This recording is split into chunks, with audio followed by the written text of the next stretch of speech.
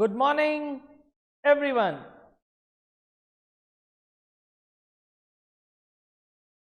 Good morning, बताइए कैसे हैं सब।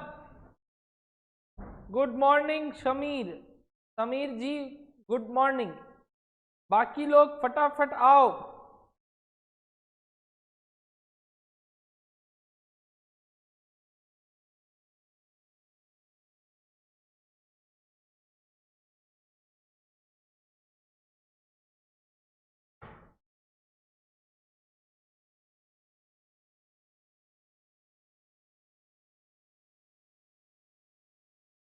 Yes Bhavika good afternoon. अच्छा गुड आफ्टरनून हो गया क्या?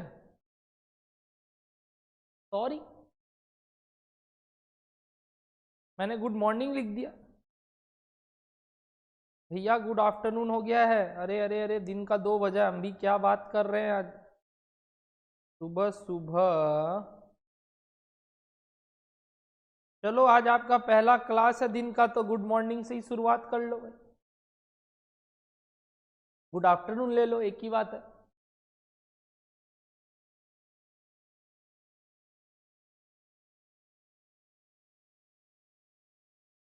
बताओ एवरीवन,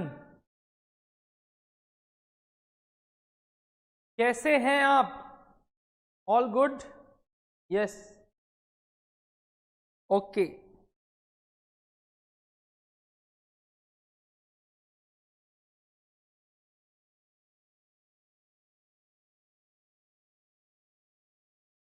यस, सब लोग गुड आफ्टरनून लिखते हुए।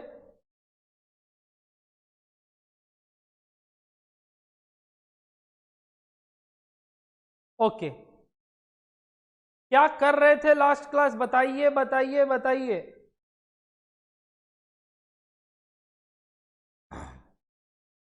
Yes everyone, good afternoon. Last class क्या कर रहे थे? लास्ट क्लास भैया सिर्फ सम्स बनाए थे।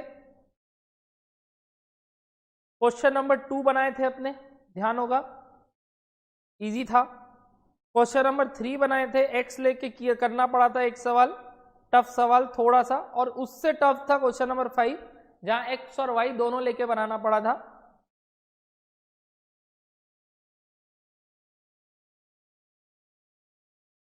और फिर 7 स्टार्ट किए थे, कंप्लीट नहीं किए थे।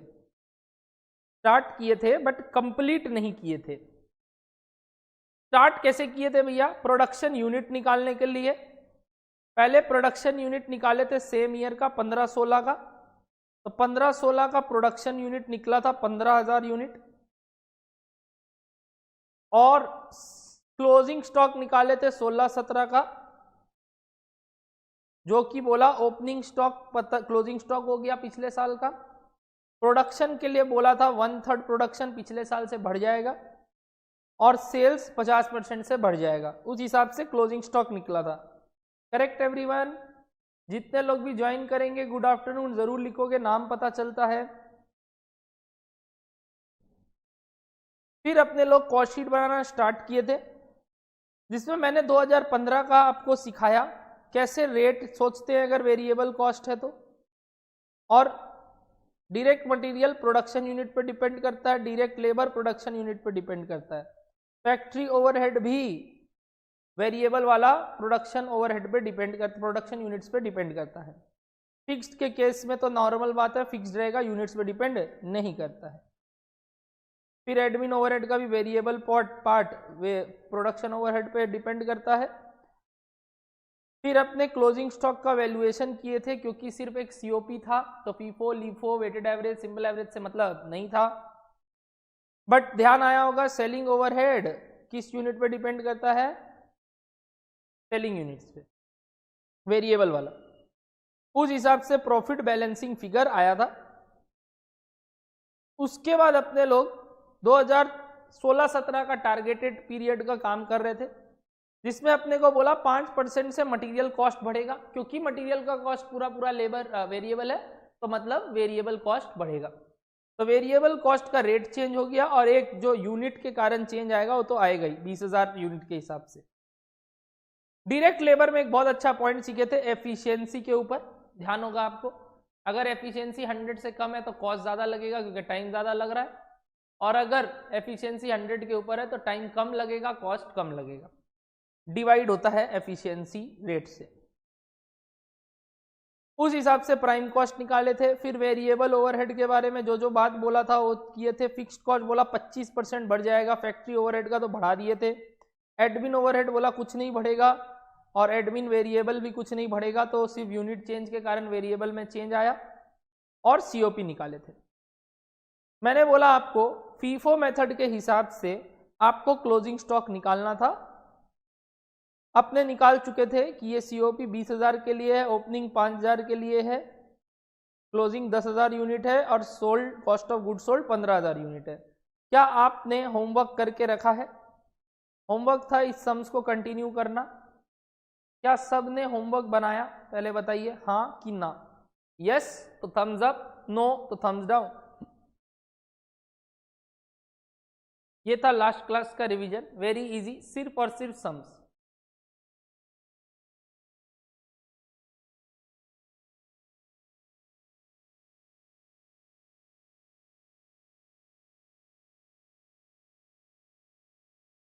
बताओ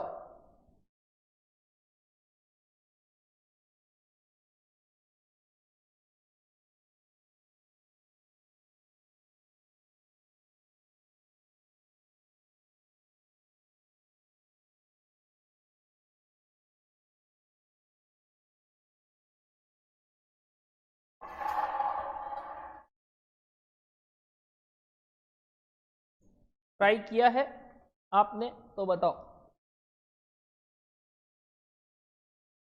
क्या आप सब ने ट्राई किया है? सवाल, होमवर्क ट्राई किया? बहुत टाइम था, संडे भी बीच में पड़ गया था आपका।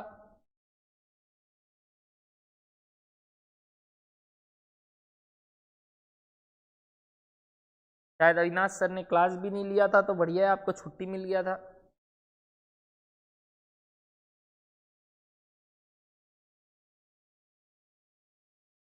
प्लीज होमवर्क बनाया करो, वेरी इजी होमवर्क था, एक सवाल था वो भी कंटिन्यू करना था सिर्फ।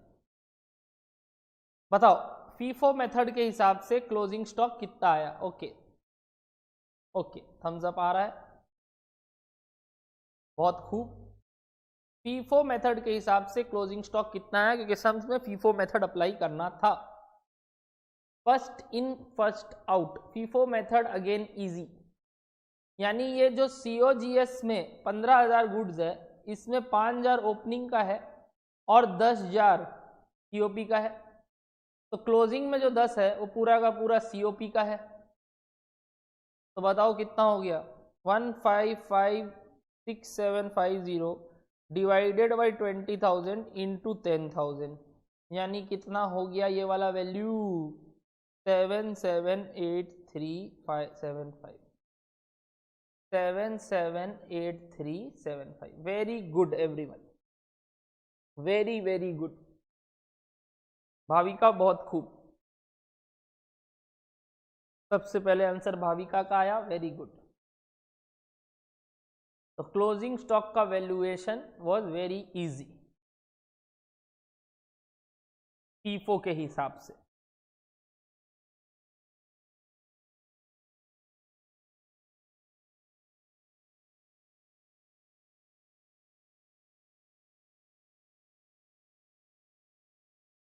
Very good. चलिए तो बताइए सीओजीएस कितना है? 1143,375।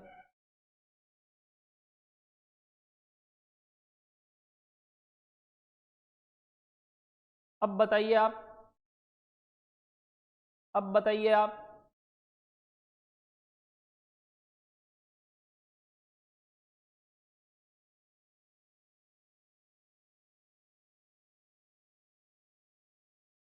The company will revise its selling price in इतना टू इतना, and the same selling price will be for opening stock also। नहीं भी बोलता था, यही मानते कि दोनों गुड सेम दाम में बिके हैं, ओपनिंग वाले भी और इस साल के प्रोडक्शन भी, ठीक है। और वेरिएबल और fixed expenses of selling and distribution overhead के बारे में एक प्लस पॉइंट था, ध्यान रखना, यहाँ पे कहीं था, याद होगा। एडवर्टीजमेंट एक्सपेंस किए हैं अलग से, 145 200 का, ध्यान रखना वो वाला बात तो भाई। तो वेरिएबल अभी भी 8 रुपया करके कोई चेंज नहीं, तो 20,000 इंटू 8 की 15,000 इंटू 8, 15,000 इंटू 8। क्यों? क्योंकि कॉस्ट ऑफ गुड्स सोल्ड में जितने यूनिट्स है उस हिसाब से आएगा। तो 15,000 इंटू 8 कितना हो गया? 1,20,000। और फिक्स्ड वाले में कुछ नए खर्चे आ गए एडवर्टीजमेंट के, 145 200, तो 2252।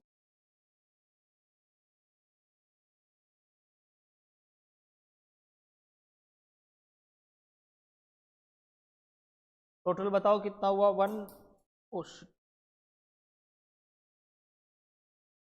पेन गिर गया, रुक जाओ।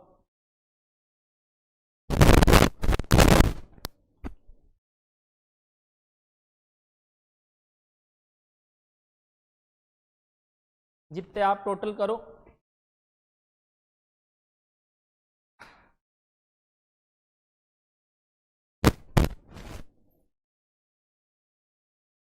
जल्दी जल्दी बताओ टोटल।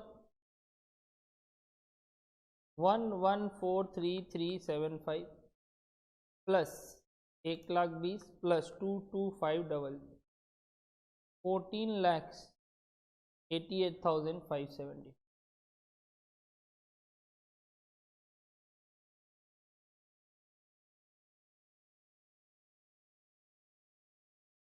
भास्कर 15,000 क्यों लिए? टीओजीएस तो 15 है ना यूनिट्स के हिसाब से, माल तो 15,000 बिका ना, तो सेलिंग एक्सपेंसेस तो 15 के हिसाब से होगा ना। सोल्ड यूनिट्स 15,000, ध्यान रखो, याद रखो। यहाँ पे भी 10,000 लिए थे, क्यों? क्योंकि पक्का 10,000 के हिसाब से आया होगा। तो 10 का 15 हो गया बेचना, तो सेलिंग ओवरहेड सिर्फ सेलिंग यूनिट्स पे लगता है। Revise selling price is 125, selling price is 125, तो 125 इंटू 15,000 माल बिका, तो 18,75,000 माइनस 1,48,8,575, यानी 3,86,425 balancing figure profit. Balancing figure profit देखो आया क्या?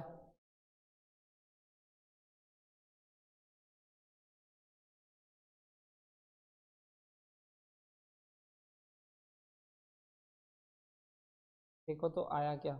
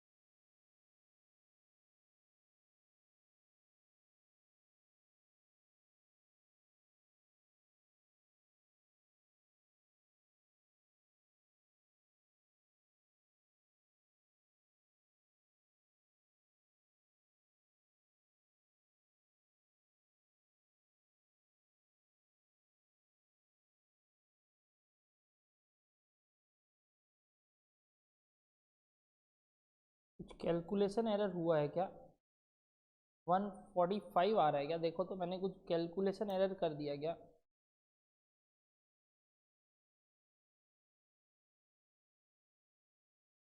टू 25200 प्लस 15,000 इंटू 8,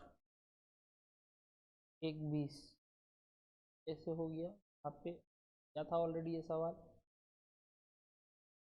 गड़बड़ है।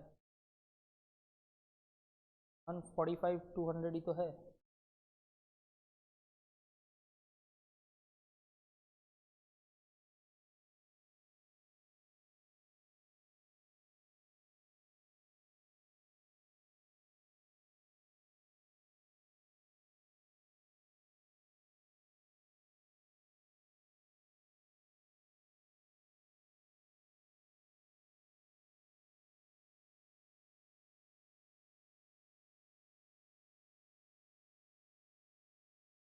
आंसर आ गया। क्वेश्चन नंबर 8 रीड करोगे।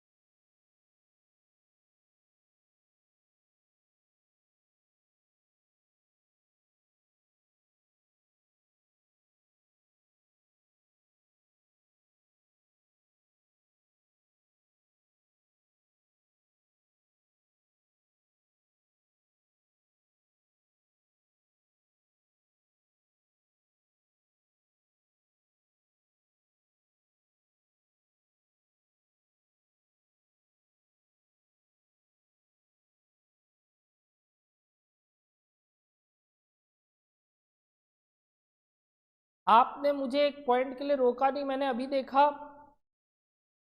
यहाँ पे वेरिएबल फैक्ट्री ओवरहेड 12 रुपया करके था, तो मैंने 15 रुपया करके ले लिया था, आपने टोका नहीं, गलती किया ना।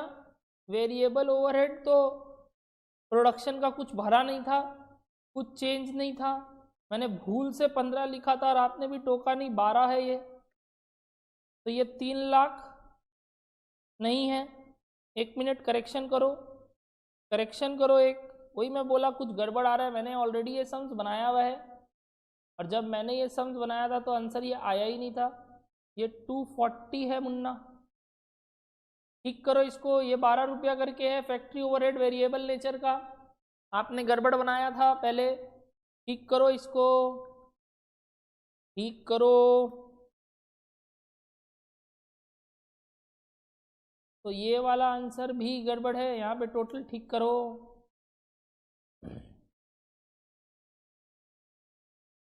1366,750 है, ये वाला आंसर भी ठीक करो।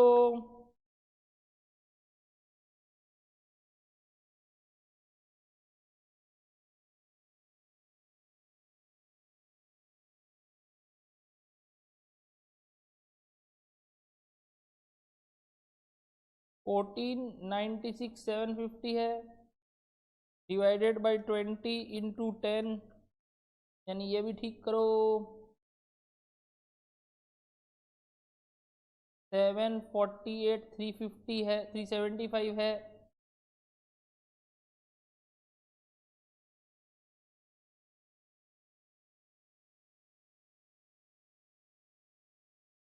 तो ये भी ठीक करिए।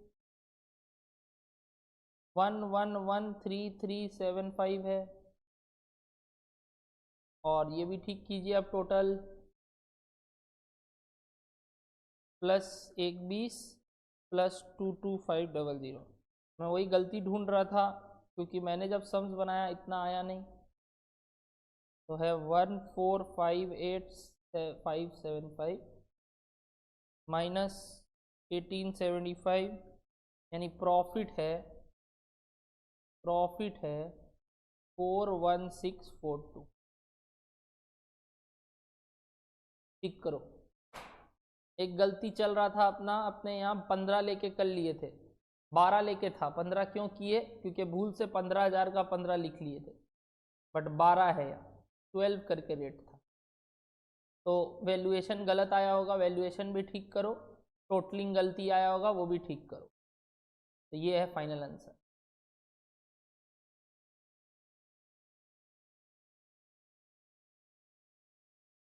ठीक है, हाँ,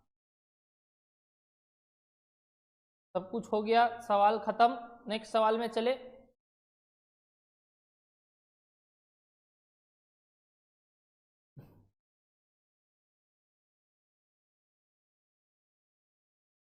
क्वेश्चन नंबर 8 पढ़ोगे, क्वेश्चन नंबर 8 पढ़ोगे। चलो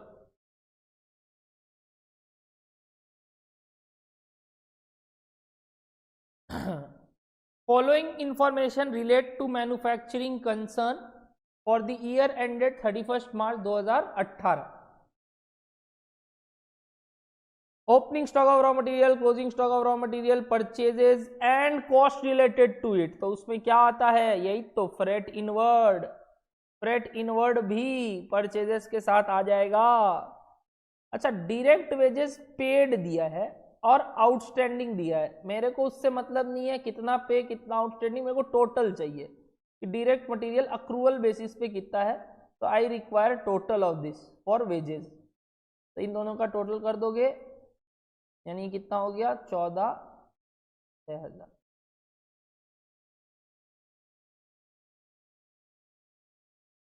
फैक्ट्री ओवरहेड दे दिया, वर्क इन प्रोग्रेस का ओपनिंग क्लोजिंग दे दिया, और एडमिन ओवरहेड लिख दिया related to production. Distribution expenses 16 रुपया करके। ओपनिंग स्टॉक का यूनिट्स दिया और वैल्यूएशन भी दिया है। Sale of scrap of material पता है ना आपको कहां से माइनस होता है सेल ऑफ स्क्रैप, हाँ भैया, ग्रॉस से नेट आने के लिए। The firm produces 14,000 unit of output during the year. Opening stock का यूनिट्स पता है, प्रोडक्शन पता है। The stock of the finished goods at the end is valued at COP. बोल ही दिया सीओपी पे निकालना है, यानी कि आपको मतलब नहीं है ओपनिंग का वैल्यू, सीओपी पे निकालना है। मतलब जितना सीओपी आया वो 14,000 के लिए है, तो क्लोजिंग स्टॉक का यूनिट्स भी 14,000 के हिसाब से जो रेट आएगा उस हिसाब से आएगा। तो फीफो लीफो कुछ नहीं, सीधा बोल दिया सीओपी पे आएगा। फर्म सोल्ड यूनिट्स बता दिया और प्राइस बता दिया। प्रिपेयर कॉस्ट शीट, क्या इजी सवाल है, आप बना सकते हो। पहले बताओ कितना स्टॉक में पड़ा है, कितना स्टॉक पे पड़ा है। ओपनिंग स्टॉक प्लस प्रोडक्शन कितना है, माइनस सोल्ड यूनिट्स। स्टॉक में पड़ा है 1064, स्टॉक में पड़ा है 1064 यूनिट्स। और उसको वैल्यूएशन कैसे करना है भैया, सिंपल, जो भी सीओपी आएगा डिवाइडेड बाई 14,000 इंटू 106 यूनिट्स।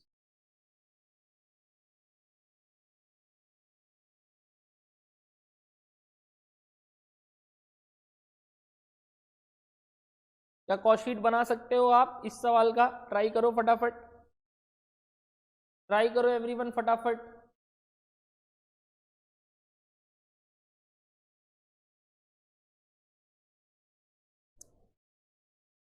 सब कोई बनाओगे।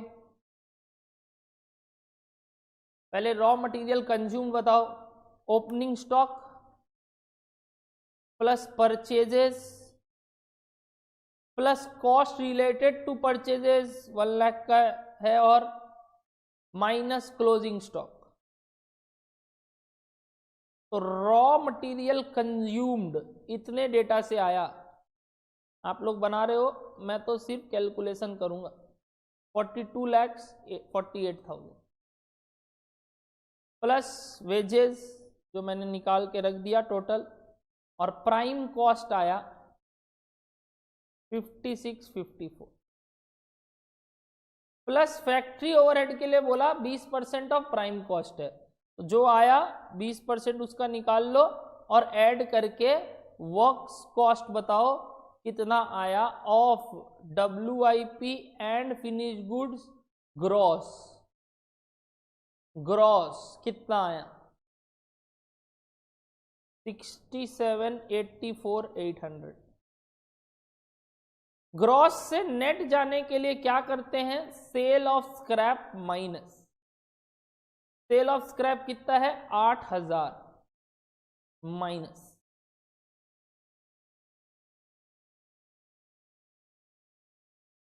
सेल ऑफ स्क्रैप 8,000 माइनस, तो कितना हो गया 6776,800 नेट। अब WIP का एडजस्टमेंट करते हैं और फिनिश गुड्स का वर्क्स कॉस्ट निकालते हैं। तो ओपनिंग में कितना वैल्यूएशन है 192,500 और क्लोजिंग में 140,700। तो net works cost for FG कितना आया 6828,600 6828,600। सिर्फ कैलकुलेशन है, आपको फॉर्मेट में करना है, मैं सारा का आंसर लिख दे रहा हूं। फिर अपने फैक्ट्री ओवरहेड ऐड करते हैं, सॉरी एडमिन ओवरहेड 17300 और अपना क्या आ जाता है टीओपी आया 7001600। ये कितने यूनिट्स के लिए है भैया, ये 14,000 यूनिट के लिए है। तो 1640 यूनिट्स के लिए कितना आएगा 532121। अगर मैं कुछ कैलकुलेशन एरर कर रहा हूं तो टोक देना टीओपी 14,000 के लिए इतना आया।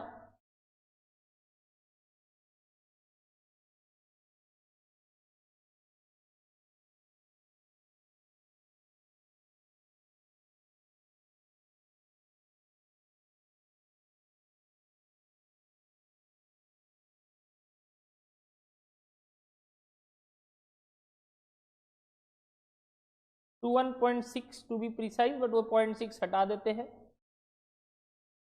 और ओपनिंग स्टॉक दिया हुआ है 6,08,500।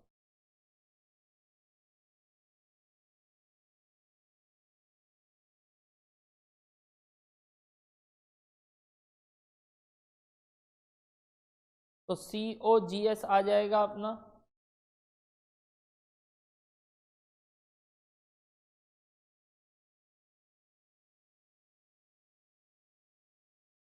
7077987.4 प्लस डिस्ट्रीब्यूशन एक्सपेंसेस 16 रुपया करके, और वो किस पे लगेगा सिर्फ और सिर्फ सोल्ड यूनिट्स पे, सिर्फ और सिर्फ सोल्ड यूनिट्स पे, क्योंकि डिस्ट्रीब्यूशन एक्सपेंसेस सोल्ड यूनिट्स पे लगता है। तो 226448 टोटल कर दो।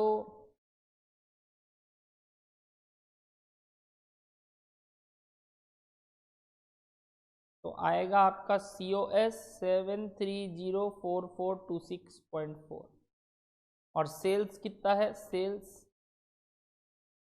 सेल्स कितना है बताओ 618 रुपया करके 14153 यूनिट्स, यानी 6787465554। तो प्रॉफिट कितना हो गया, प्रॉफिट 1442127.6 का प्रॉफिट। अगर मैंने कुछ कैलकुलेशन एरर किया तो मुझे टोक दो, वरना मैंने सारा इंफॉर्मेशन लिख दिया। अब आप बता दो क्या समझ में आया। मैं एक और बार टैली कर ले रहा हूं।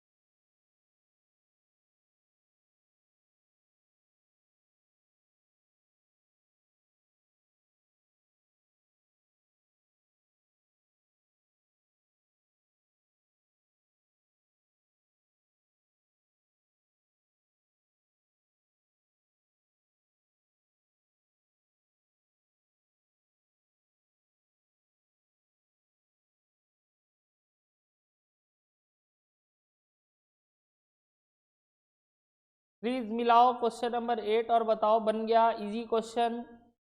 मैंने सब कैलकुलेशन कर दिया है, आपको सिर्फ फॉर्मेट में जचाना है। ये भी एक बहुत ही साधारण क्वेश्चन नंबर 8।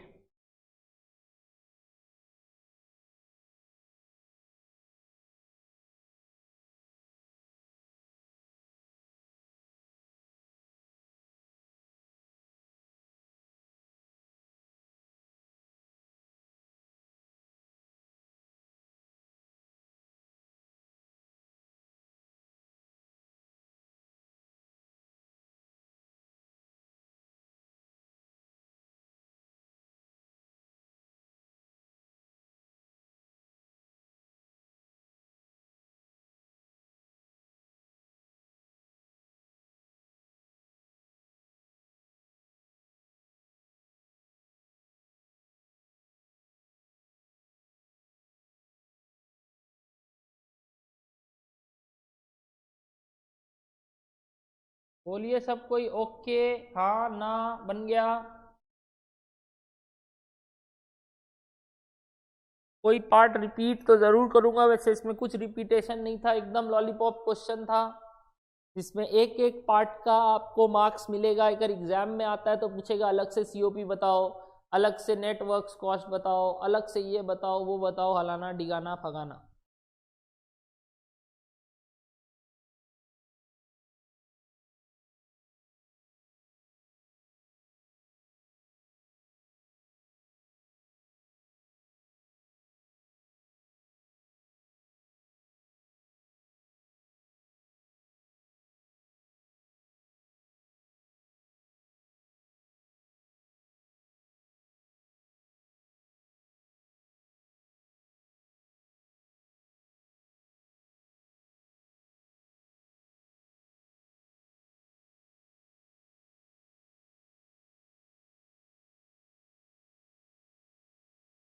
कुछ होमवर्क दिया था क्या मैंने? और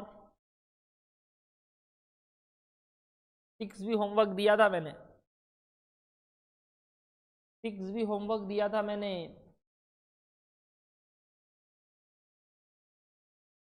8 करा दिया, 9 करेंगे अभी, और 6 होमवर्क था।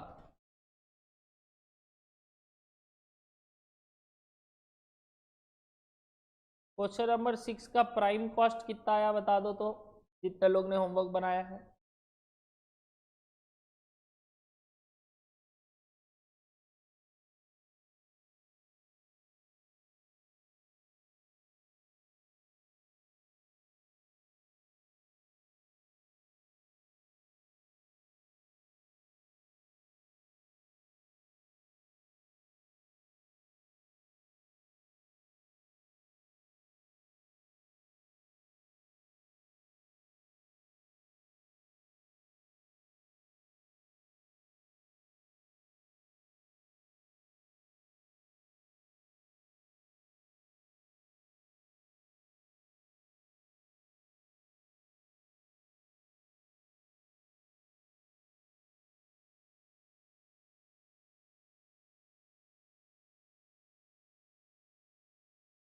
हम्म, 2,30,000।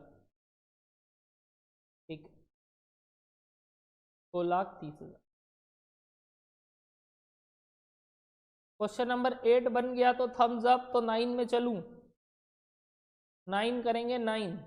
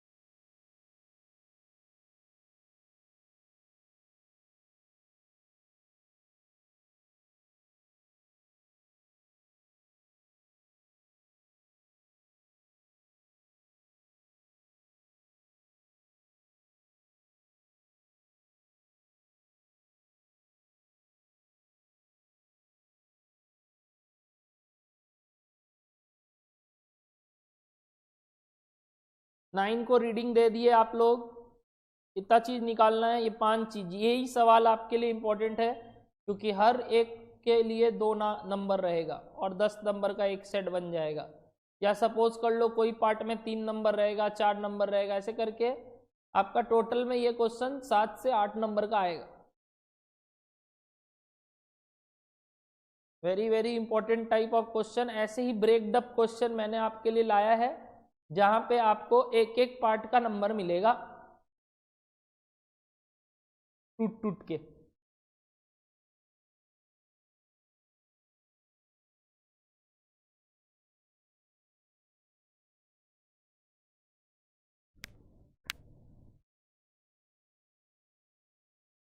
रिया प्राइवेट लिमिटेड क्वार्टर एंडिंग 31 सितंबर 2018, क्वार्टर यानी 3 महीने का है।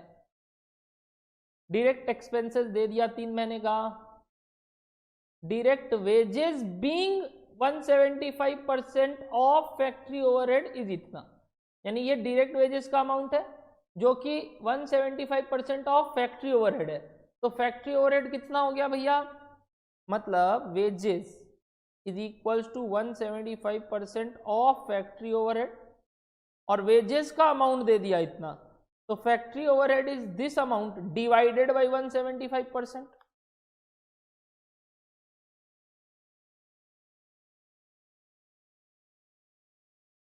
यानी फैक्ट्री ओवरहेड का वैल्यू हो गया 147,000।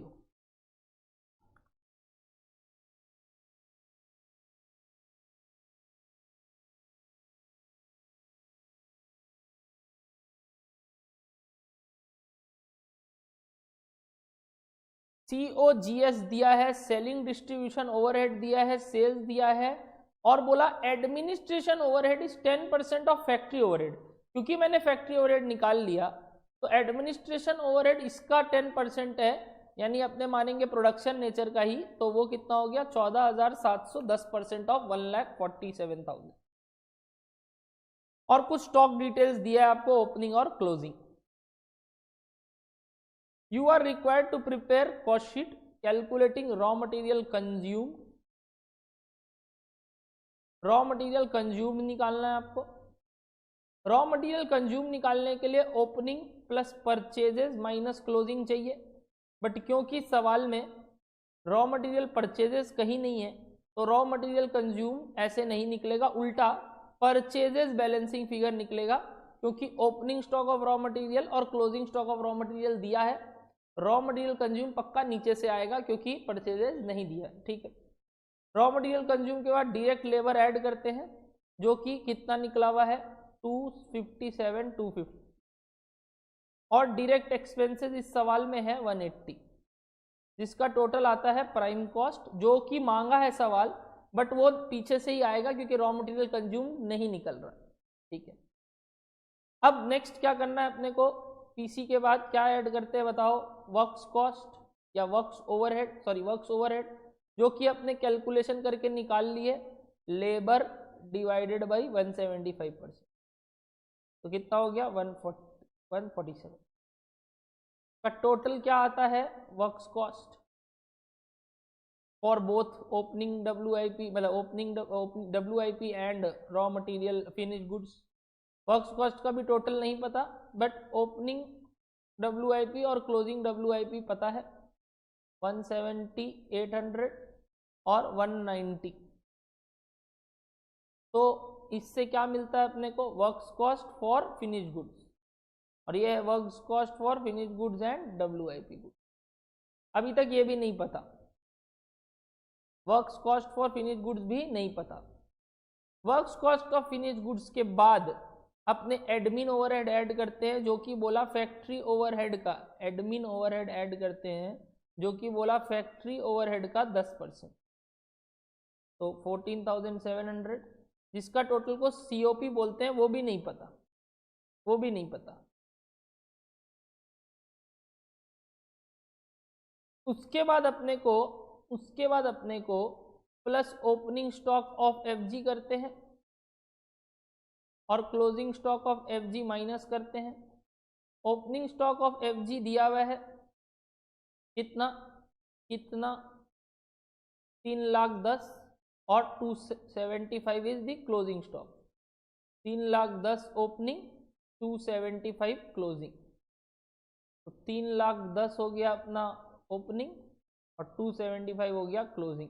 इसको एडजस्ट करने के बाद COGS मिलता है, और वो दिया हुआ है, एक मिनट, कितना 18,75,000। अब सुनो, 18,75,000 क्योंकि COGS दिया हुआ है तो आप रिवर्स वर्किंग कर सकते हैं, ऊपर जाएंगे, अब उल्टा काम करेंगे। अगर COP से ओपनिंग स्टॉक ऐड होके क्लोजिंग स्टॉक माइनस होके ये आता है तो उल्टा काम करोगे, यानी COGS से आप ऐड बैक कर दोगे क्लोजिंग स्टॉक और माइनस कर दोगे ओपनिंग स्टॉक ऊपर जाने के लिए, तो सीओपी आ गया 18,40,000।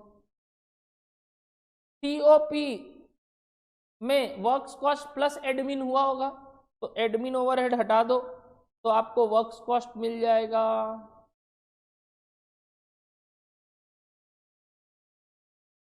इसमें क्लोजिंग माइनस हुआ है, ओपनिंग ऐड हुआ है, तो उल्टा काम कर दो।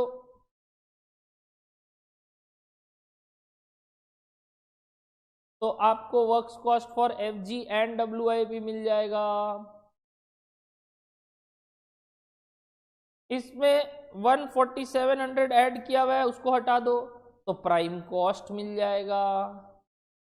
डायरेक्ट लेबर और डायरेक्ट एक्सपेंसेस हटा दो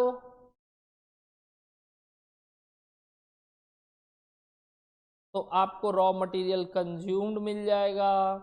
और ओपनिंग रॉ मटेरियल और क्लोजिंग रॉ मटेरियल से उल्टा काम करके आप परचेजेस भी निकाल सकते हो, जो कि मांगा नहीं है बट निकाल सकते हो,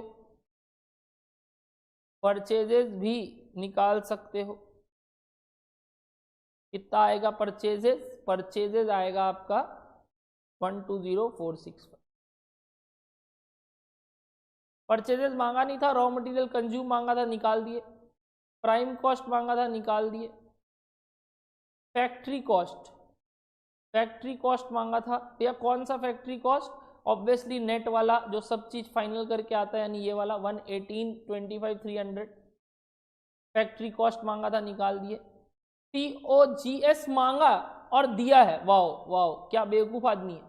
सीओजीएस मांगा है और दिया है तो निकाल दिए। और लास्ट में कॉस्ट ऑफ सेल्स और प्रॉफिट बताना है। कॉस्ट ऑफ सेल्स के लिए अपने को सेलिंग डिस्ट्रीब्यूशन एक्सपेंसेस देखना होगा, जो कि दिया हुआ है 60,000, तो ऐड कर दो 60,000 तो कॉस्ट ऑफ सेल्स आ जाएगा 1935। और सेल्स अपने को मालूम है, सेल्स अपने को मालूम है, सेल्स है 22,10,000, तो प्रॉफिट हो गया बैलेंसिंग फिगर 2,75,000, 2,75,000। क्या क्लियर है सबको ये वाला सवाल? अच्छा सवाल, मिसिंग फिगर के ऊपर रिवर्स कैलकुलेशन। क्वेश्चन नंबर 9 में रिवर्स कैलकुलेशन करना था, सीओजीएस से ऊपर तक जाना था, क्योंकि सीओजीएस दिया हुआ है उसके बाद ऊपर तक जाना था। देखो कैसे गए हम लोग, पहले डेटा को लिखते गए जो जो दिया हुआ है, जहां जहां नहीं पता गैप छोड़ते गए, जैसे ही पता चला कोई फिगर उसके बाद रिवर्स रिवर्स रिवर्स करके सारा ग्रीन में आंसर निकाल लिया। This was question number 9।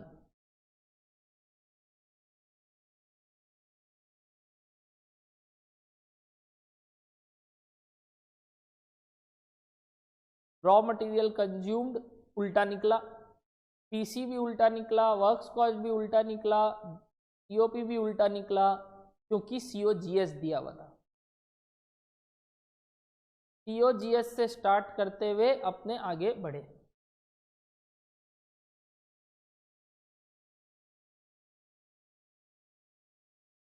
और सीओजीएस के नीचे सेलिंग डिस्ट्रीब्यूशन ओवरहेड ऐड किए, सीओएस आ गया, प्रॉफिट बैलेंसिंग फिगर निकल गई। बोलो क्या कॉस्ट शीट तैयार है आपका? क्लियर है? बताइए जितने लोग भी लाइव क्लास कर रहे हैं, एक थम्स अप दे दो मेरे को, 8 और 9 हो गया तो।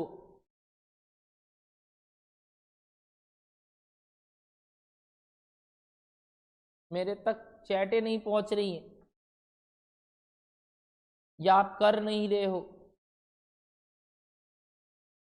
चैटें करोगे चैटें तो मैं क्वेश्चन नंबर 10 भी कराऊंगा।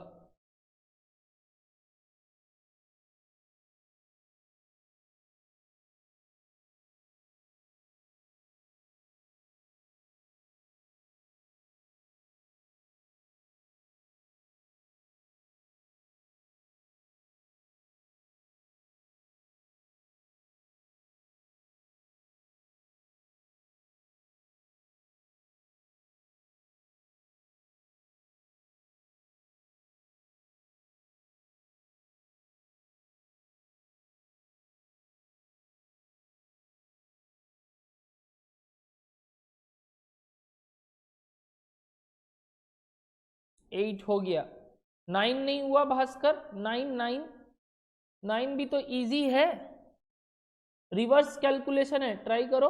ओके 8 और 9 दोनों हो गए। ओके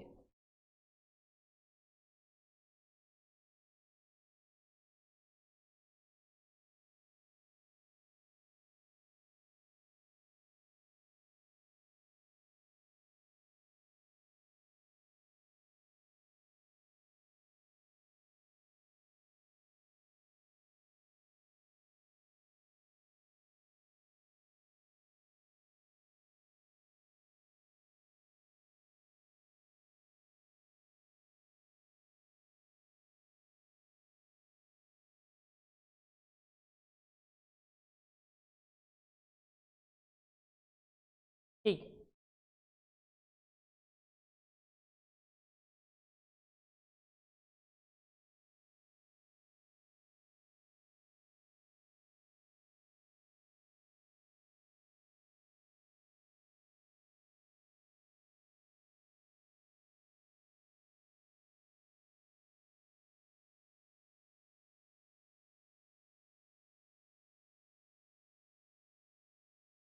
आज लगता है काफी लोग बैकअप कर रहे हैं,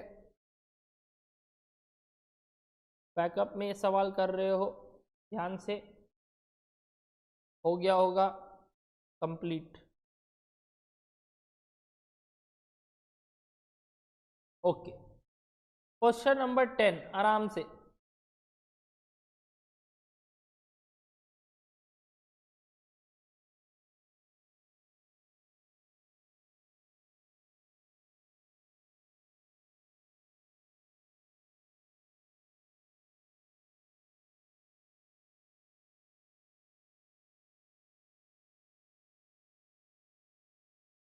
क्वेश्चन नंबर 10,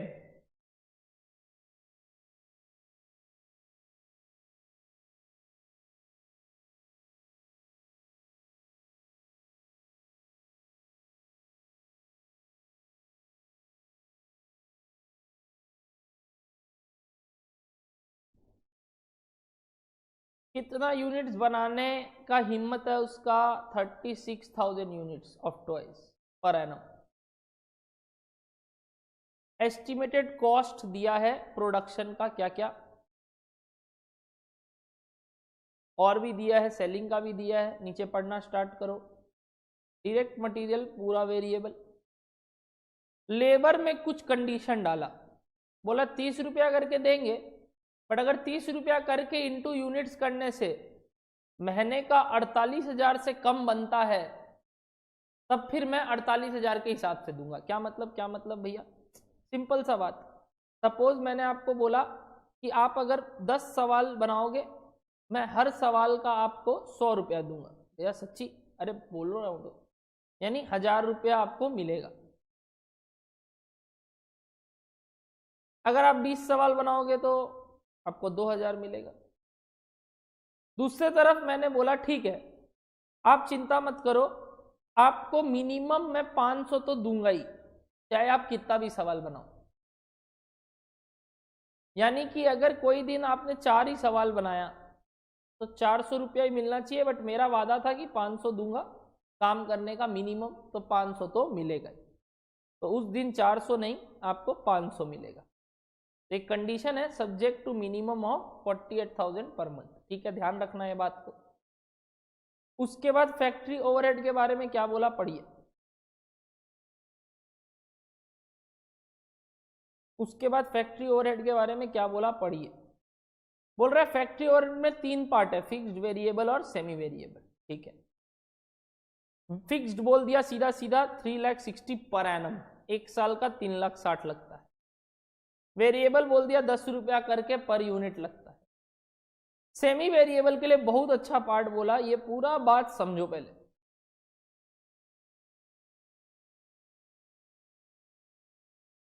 क्या बोल रहा भैया सेमी वेरिएबल के लिए, बताइए ना। बोला 1,08,000 पर एनम अगर अपने 50% कैपेसिटी पे काम करते हैं, अगर अपने 50% कैपेसिटी पे काम करते हैं, यानी कि ये कैपेसिटी जो कि नॉर्मल कैपेसिटी है, कुछ बोला नहीं तो ये कैपेसिटी क्या है मेरा पूरा औकात, यानी क्या ये है 100% पे। अगर बोल देता नॉर्मल कैपेसिटी 80% है तो ये 80% पे होता, बट कुछ बोला नहीं, मतलब 100% काम करूंगा तो 36,000 यूनिट्स बना पाऊंगा, और अगर 50% काम करूंगा तो 1,08,000 तो लगेगा ही। अगर 50 के ऊपर काम करता हूं, अप टू 50 के लिए इतना है, अगर 50% के ऊपर काम करता हूं, कब तक भैया? For every 20% increase in capacity, मतलब 50 तक मेरे को बताओ सेमी वेरिएबल कॉस्ट कितना लगेगा, सिर्फ semi variable cost factory overhead का 1,08,000। 50 के ऊपर कब तक? अगला 20% तक, यानी 70% पे, या 50 से बोल दो 70% तक, 50 या 50 से नीचे तक इतना लगेगा। 50% से 70% कैपेसिटी पे अगर काम करोगे तो खर्चा कितना लगेगा? बोल रहा है एडिशनल कितना लगेगा? Additional 46,800 any part thereof के लिए भी। मतलब अगर मैं 50% तक 1,08,000 काम करता हूं, अगर मैं 51% भी चला गया ना, या 50.1% भी चला गया, तो मेरा 50 से ऊपर चाहे 0.1 भी हो, मतलब 50.000001 भी हो, अगर मैं 50 के बियॉन्ड जा रहा हूं, कब तक? 70 तक, मेरा खर्चा 1,08,000 प्लस 46,800 लगेगा, प्लस 46,800 लगेगा। करेक्ट बात? एडिशनल लगने लगेगा 46,800 करके, और लगने लगेगा साल में, ये एक साल में बोल रहे। अब 70 तक का यही खर्चा है, मतलब चाहे 51 कर, चाहे 65 कर, चाहे 60 कर, चाहे 70 कर, आपका टोटल खर्चा कितना हो गया? 50 to 70 के बीच में 1,08,000 प्लस 46,800, यानी 154,800।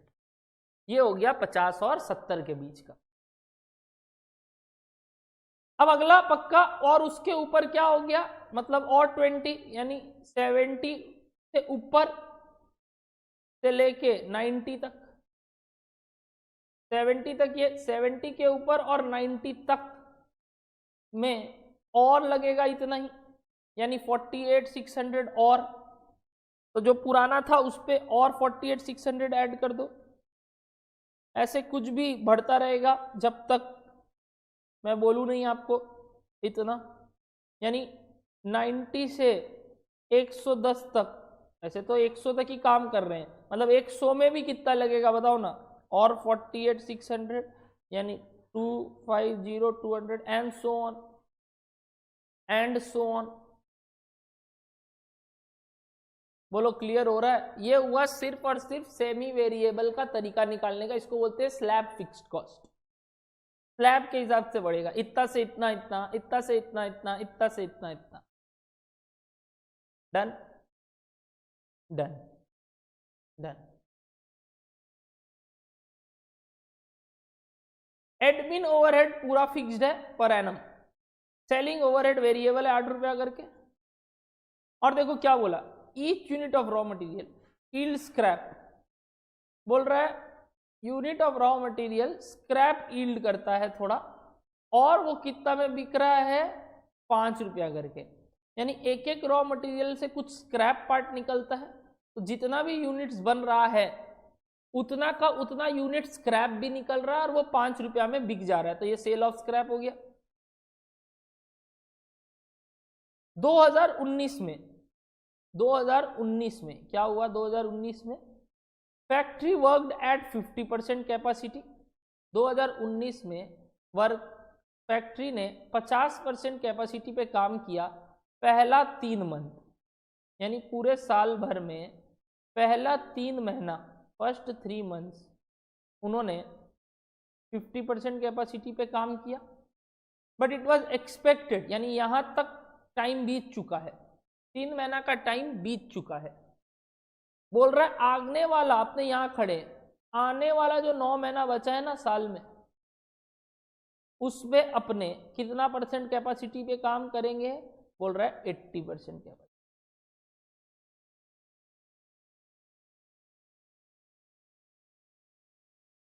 उस पर अपने कितना % कैपेसिटी पे काम करेंगे? 80%। ये सोचा जा रहा है। During the first 3 months selling price was 145 करके, जो बिका था दाम वो 145 करके है। आपको आने वाला 9 मंथ के लिए कैलकुलेशन करना है और पुराना भी। देखो क्या मांगा, prepare a cost sheet showing prime cost, works cost, factory overhead and cost of sales. पहले 3 महीने का अलग और 9 महीने का अलग, ठीक है। और सेलिंग प्राइस निकालना है 9 मंथ्स का to achieve total annual profit of 8,76600। Total काम करेंगे अपने prime cost, works cost, production, ये सब 3 महीना 9 महीना का निकालो आप, क्योंकि 3 महीना में अलग कैपेसिटी, 9 महीना में अलग कैपेसिटी। तो first 3 months and then 9 months के हिसाब से कैपेसिटी चेंज हो रहा है। क्या आपको नहीं लगता कैपेसिटी के हिसाब से ही खेला चेंज हुआ है? क्यों खेला चेंज हुआ है भैया? क्योंकि कैपेसिटी जितना उतना माल बिका होगा 50% और अगली बार 80%। बताओ तो 50% मतलब 36,000 का आधा 18,000 यूनिट साल भर में बनता, 18,000 यूनिट। अगर मैं पूरा साल भर 50% कैपेसिटी में काम करता, मेरा बात समझ में आ रहा है? पूरा साल भर अगर 100% कैपेसिटी में काम करता हूं तो 36,000 यूनिट बनता साल भर में। बट अगर पूरा साल में 50% में काम करता तो मेरा 18,000 यूनिट बनता पूरे साल भर में, पर है ना। तो बताओ 3 महीने में कितना बना होगा? 3 महीने में कितना बना होगा एज पर 50% कैपेसिटी? 3 महीने में कितने यूनिट्स मैंने बना लिए बताओ एज पर 50% कैपेसिटी? और क्योंकि कुछ स्टॉक वॉक के बारे में बोला नहीं, यानी जितना माल बना उतना का उतना बिक गया, जितना माल बना उतना का उतना बिक गया। कुछ बोला नहीं स्टॉक के बारे में, तो जितना बना उतना बिक गया। ओपनिंग क्लोजिंग के बारे में इंफॉर्मेशन नहीं। अगर 18,000 साल भर में बनता, 50% पूरा साल भर काम करते थे, तो 3 महीना के लिए कितना बताओ? पहला 3 महीना ही तो सिर्फ 50% काम कर रहे हैं, तो 3 महीना के लिए कितना यूनिट्स बनता? इस 3 महीना में 4,500 यूनिट्स बना है। इस 3 महीना में 4,500 यूनिट्स बना होगा। वैसे ही अगर पूरा साल भर में 80% कैपेसिटी पे काम करता तो 36,000 का 80% कितना होता है? 28,800 यूनिट्स बनाता। पूरा साल भर में अगर 80% के हिसाब से काम करता तो 28,800 के हिसाब से बनता। बट साल भर में 80 नहीं, 9 महीना के लिए 80% है। तो ये अगर साल भर का यानी 12 महीने का है तो 9 महीने का कितना? 9 महीने का यूनिट्स कितना? 21,600 यूनिट्स बेचने का बात कर रहा है। 21,600 यूनिट्स बेचने का बात कर रहा है।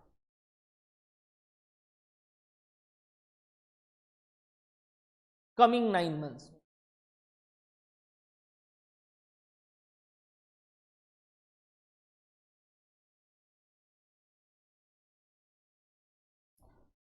हमको कॉस्ट शीट बनाना है, ये चीज शो करते हुए तो हम कॉस्ट शीट बनाना स्टार्ट कर रहे हैं। Cost sheet question number 10 for first 3 months और फिर नेक्स्ट 9 मंथ्स। ये कांड हो चुका है, ये कांड करना है। इतना पास्ट, इतना फ्यूचर है। रुपीस।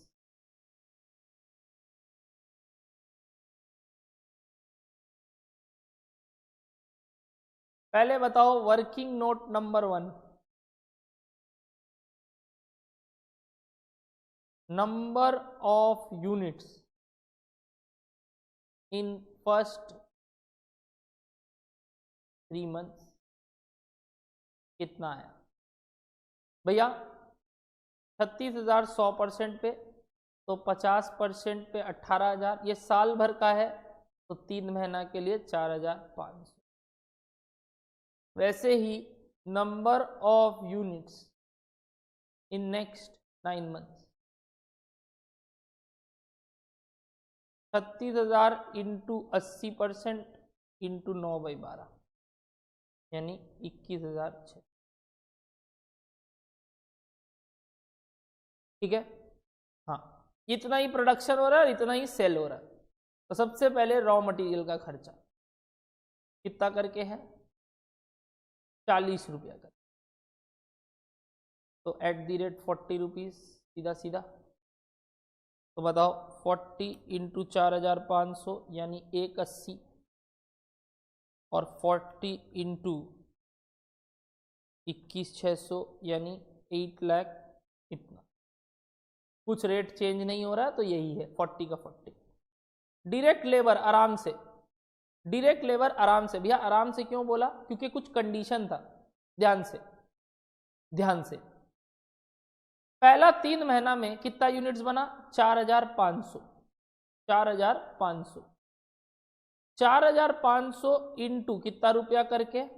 30 रुपया करके, या फिर 48,000 इंटू 3 महीना पर मंथ था। इसमें जो हायर होगा वो मिलेगा, क्योंकि ये मिनिमम है और ये मिलना चाहिए। जो भी दोनों में से ज़्यादा होगा वो मिलेगा। अगर कम मिल रहा है तब फिर वो मंथ वाइज हो जाएगा, ज़्यादा मिल रहा है तो ज़्यादा वाला ले लेंगे। बताओ 4500 इंटू 30 कितना आ रहा है? 135। और 4800 इंटू 3 कितना आ रहा है? 144 400 144। तो कौन सा आप लिखोगे फर्स्ट 3 मंथ्स में? भैया 144, क्योंकि क्राइटेरिया है हायर लेना। वैसे ही अगला 9 महीना के लिए भी वही बात सोचो, 21,600 इंटू 30 या फिर 48,000 इंटू 9 महीना। जो ज्यादा होगा वो मिलेगा, higher of the two, higher of the two. तो ये आ रहा है 6,48,000 और ये आ रहा है सिर्फ 4,320। तो यानी यहां मिलेगा 640। ये वाला कैलकुलेशन समझ में आया क्या? लेबर वाला एकदम सिंपल लेबर, एकदम सिंपल लेबर का। लेबर में बोला मंथली जो रेट है ना वो 48,000 है, वो तो मिलेगा ही मिलेगा। अगर उससे कम आपका कैलकुलेशन आ रहा है तो उतना देना पड़ेगा, नहीं तो उससे ज्यादा आ रहा है तो उतना दे दो। मतलब higher of the two, higher of the two. तो फर्स्ट 3 मंथ्स में अगर रेट वाइज जाए तो 135 मिल रहा था और मंथ वाइज जाए तो 144 मिल रहा था, तो 144 लेंगे।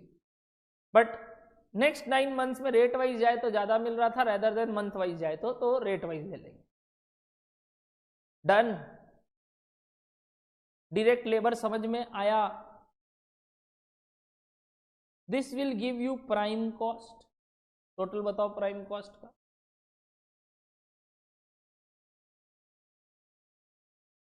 $3,24,000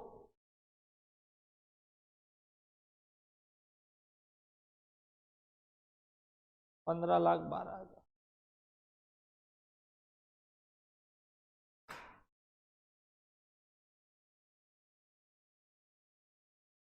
प्राइम कॉस्ट आ गया। प्राइम कॉस्ट के बाद आराम से फैक्ट्री ओवरहेड।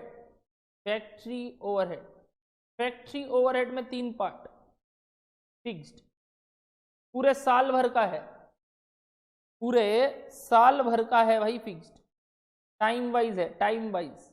ऑब्वियसली यूनिट पे डिपेंड नहीं करता फिक्स्ड ओवरहेड। तो 3,600, 3,60,000 अगर पूरे साल का है, तो अगर मैं डिवाइड करूं 3 महीना और 9 महीना के बीच में, तो कैसे करोगे? मंथ वाइज ही करोगे। 3,60,000 डिवाइडेड बाई 12, यानी पहला 3 महीना में उसको दे दो 90 और अगला 3 महीना में दे दो 270। वेरिएबल साफ साफ बोला, कितना पैसा कर रुपया करके? 10 रुपया करके। तो आ गया, कितना यूनिट्स था? 4,500 था ना, तो 45,000 और 2,16,000, 10 रुपया करके यूनिट। तो यूनिट जितना है उतना 10 रुपया। बट सेमी वेरिएबल कॉस्ट के लिए बहुत बहुत आराम से चलना। 50 तक तो 1,80,80 ही है पर एनम। पर एनम, ध्यान से, क्या वर्ड है? Per annum. वापस से, तो 3 महीना के लिए कितना हो गया बताओ? 3 महीना के लिए कितना हो गया बताओ? 108,000 इंटू 3/12, यानी 27,000 आएगा यहाँ। कैसे आया है 27,000? 1,08,000 12 महीना के हिसाब से, तो 3 महीना के हिसाब से कितना? वैसे ही यहाँ बताओ 9 महीना के हिसाब से कितना होगा? क्योंकि कैपेसिटी 80% हो गया, तो हर 20% इंक्रीज के लिए कॉस्ट बढ़ रहा है। कैसे कैसे करके? 46,800 करके। तो बताओ 70 तक, फिर 90 तक, यानी 70 और 90 के बीच में आ रहा है ये। 70 और 90 के बीच में कितना लगा होगा? 1,08,000 प्लस 46,800 प्लस 46,800। ये समझ में आया? ऑलरेडी दिखा दिया था मैंने ये कैलकुलेशन आपको, ऑलरेडी दिखा दिया था ये कैलकुलेशन मैंने आपको यहाँ, यानी 2,16,000। ये 12 महीना के लिए है, तो 9 महीना के लिए कितना हो गया? 1,51,200। ये वाला पार्ट समझ में आया क्या? 50% तक 1,08,000, 50% के ऊपर अगला 20 तक और 46,800, तो 70 तक हो गया। और 20 यानी कुछ भी अगला 20 में मतलब कितना भी, 5 बढ़े, 10 बढ़े, 15 बढ़े, 20 बढ़े, और 46,400 बढ़ेगा, क्योंकि of any there part thereof भी लिखा था। वर्ड क्या था? वर्ड क्या था? और एनी पार्ट देयर ऑफ। अगर 20% या उससे कुछ भी, कितना भी पार्ट बढ़े, 20% में कुछ भी बढ़े बीच में, 1%, 2%, 3%, तो भी वो कॉस्ट बढ़ जाएगा, सीधा ऊपर चला जाएगा। तो भैया वो 12 महीना के हिसाब से है, तो 9 महीना के हिसाब से कितना हो गया यहाँ? 151,200, 151,200।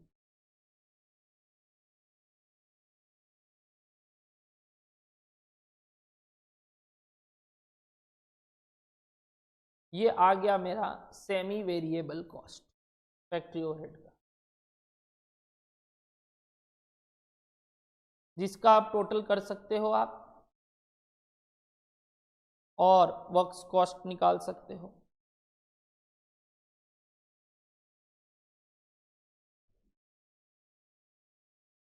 $486,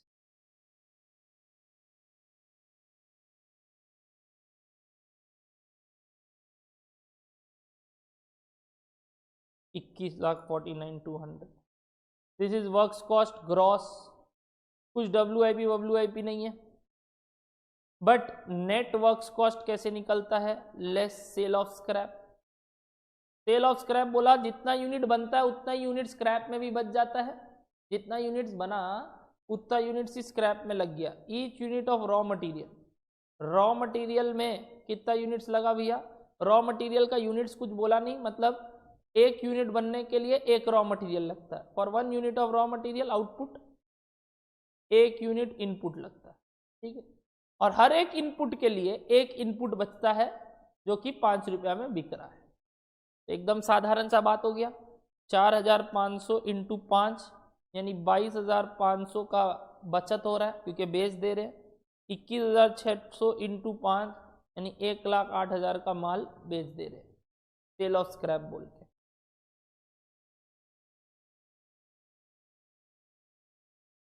ये हो गया आपका 20,41,200।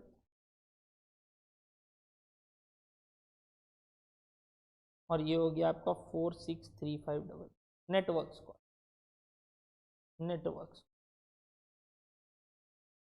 सेल ऑफ स्क्रैप जितना यूनिट इनपुट है, यानी एक यूनिट इनपुट है, एक यूनिट आउटपुट बनाने के लिए कुछ बोला नहीं कि कितना यूनिट लगता है रॉ मटेरियल, तो मानेंगे एक आउटपुट के लिए एक इनपुट लगता है, एक इनपुट के पीछे एक और रॉ मटेरियल खड़ा हो जा रहा है जो स्क्रैप के रूप में आ रहा है, तो नेट वर्क्स कॉस्ट आ गया।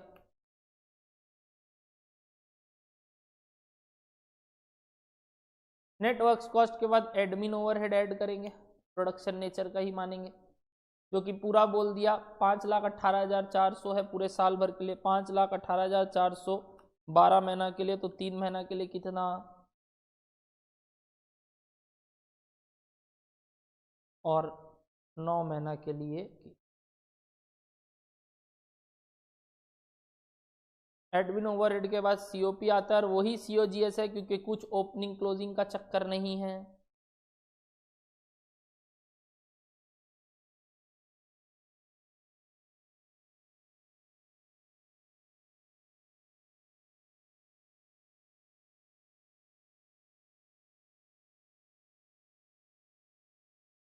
अब सेलिंग ओवरहेड आएगा,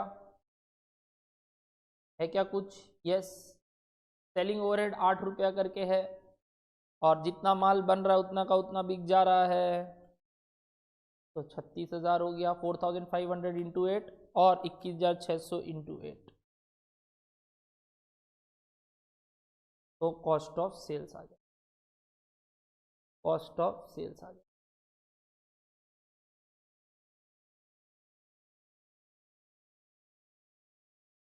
सिक्स 29100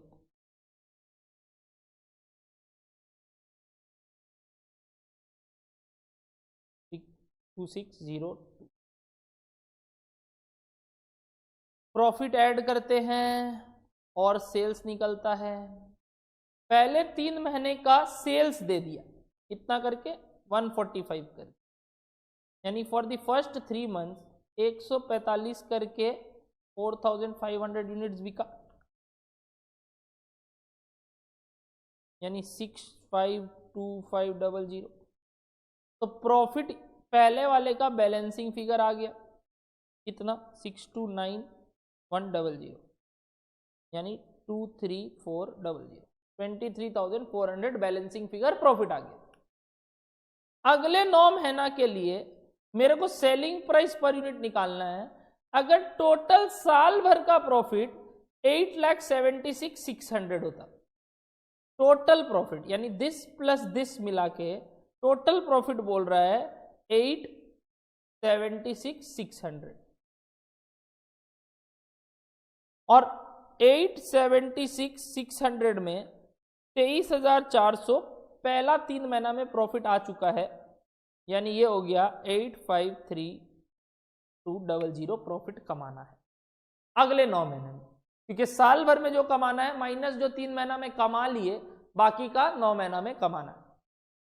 तो कितना हो गया, सेल्स कितना होगा इस बार, यहां से उल्टा आया, सेल्स का फिगर आया यहां पहले, यहां ऐसे बढ़े और यहां पे बैलेंसिंग फिगर प्रॉफिट निकला, प्रॉफिट का बैलेंसिंग फिगर जो साल भर में कमाना है वैसे निकला और सेल्स आ गया, तो ये सेल्स हो गया। This sales is for 21,600 units, तो selling price per unit to be charged कितना हो गया बताओ। नेक्स्ट 9 मंथ में आप कितना करके माल का रेट रखेंगे, 160 रुपये, 160 रुपये, यानी अब आप 160 रुपया करके हिसाब से बेचोगे क्योंकि आपको उतना प्रॉफिट कमाना है। रिमेनिंग 9 मंथ में आपका सेलिंग प्राइस होगा 160 रुपये, 21,600 यूनिट। तो पहले यूनिट्स निकालना, उसके बाद वो सेमी वेरिएबल का ट्विस्ट, बस उतना ही था। सवाल बहुत अच्छा था, प्लीज इसको देखोगे पूरा। सवाल इज ओवर। 10 नंबर को इंपॉर्टेंट मार्क करोगे, 9 नंबर को इंपॉर्टेंट मार्क करोगे,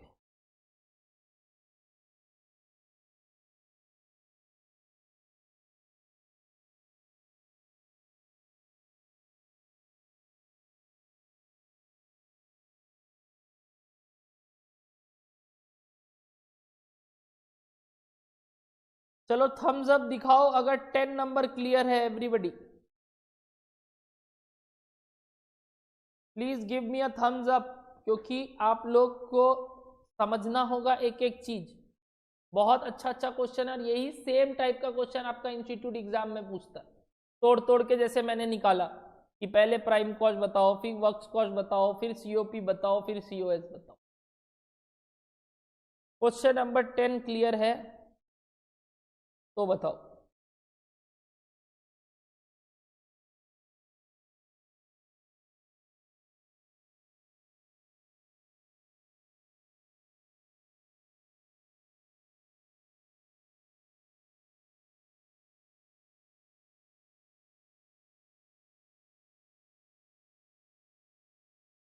क्वेश्चन नंबर 12 आपका होमवर्क रहेगा। क्वेश्चन नंबर 12 आपका होमवर्क रहेगा। Very good. इसमें आपको closing stock of finish goods के वैल्यूएशन टेक्निक के बारे में कहीं नहीं बोला, तो आप वेटेड एवरेज से करके आओगे। ठीक है, वेटेड एवरेज से सम्स बना के आना। क्वेश्चन नंबर 12 आपका होमवर्क, वेटेड एवरेज से सम्स बनाना WIP का closing stock, sorry finish goods का क्लोजिंग स्टॉक करने के लिए। ठीक है, दूसरा बात, ये जो वर्क इन प्रोग्रेस में 3 एरो दे के 3 चीज लिखा है ना, आपको इसका टोटल से मतलब है। हाँ, इसका टोटल से मतलब है। क्यों भैया, बाकी चीज से मतलब नहीं है क्या? ये देखो ओपनिंग स्टॉक में कितना था वैल्यू और क्लोजिंग स्टॉक में कितना है वैल्यू दे दिया, आपको इसका टोटल से मतलब है। ठीक है, इसका इंडिविजुअल अमाउंट आपके काम का नहीं है, आपको इन तीनों का टोटल करके ओपनिंग WIP और क्लोजिंग WIP आ जाएगा। ओके,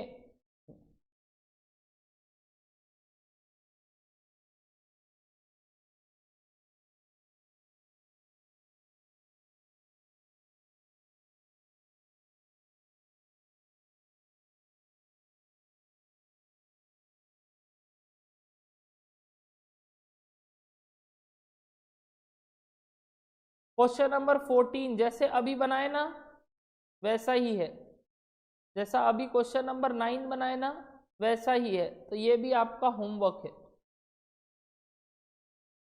क्वेश्चन नंबर 14 आपका होमवर्क है।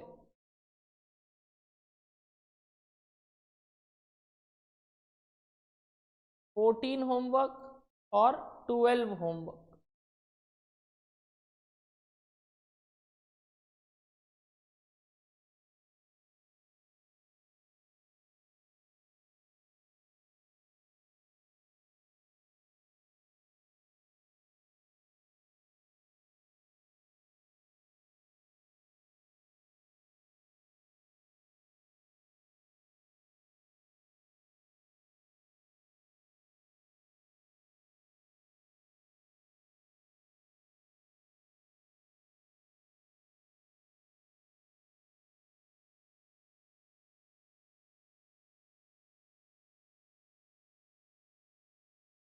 दो सम्स आज का होमवर्क है, बस ज्यादा नहीं, दो सम्स 14 और 12।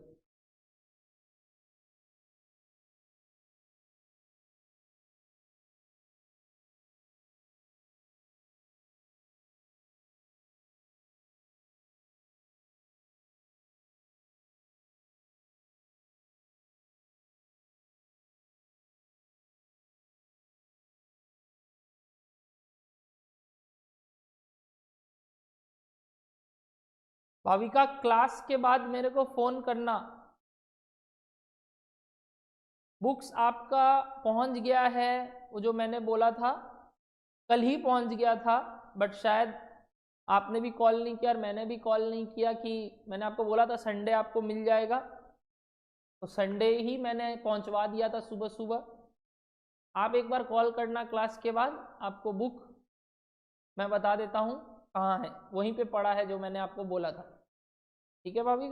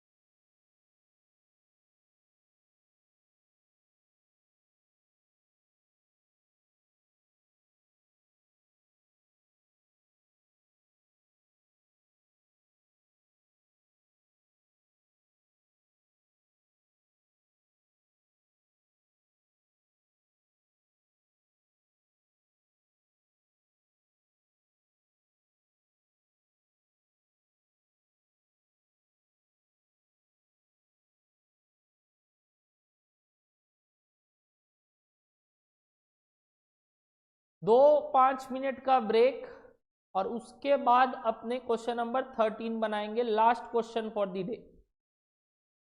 Last question for the day, question number 13। ठीक है, 2 मिनट का break.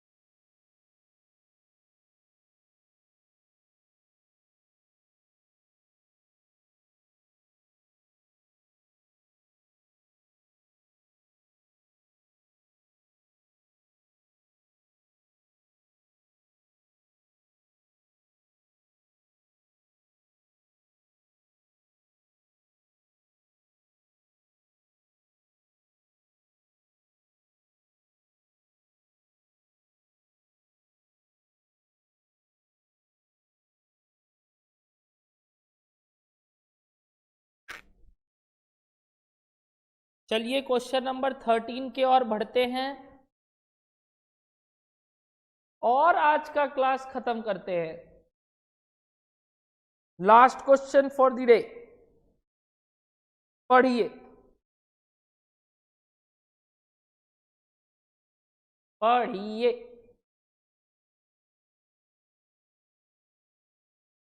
Following figures are extracted from the trial balance of A Limited of on 31st March 2017। Inventory, तीनों का इन्वेंट्रीज दे दिया आपको, finish good stock, raw material और WIP। और नीचे क्लोजिंग इन्वेंट्री भी दे दिया, मतलब ये ओपनिंग इन्वेंट्रीज है, ओपनिंग स्टॉक्स है ये सब, ठीक है। ऑफिस अप्लायंसेस का वैल्यू दिया है, यानी ये टोटल फिक्स्ड एसेट्स का वैल्यू है। प्लांट एंड मशीनरी का वैल्यू दिया है, बिल्डिंग का वैल्यू दिया है। हमको क्या चाहिए? डेप्रीसिएशन चाहिए, फिक्स्ड एसेट्स का वैल्यू से मतलब नहीं है। तो डेप्रीसिएशन के बारे में कुछ नोट वोट है क्या?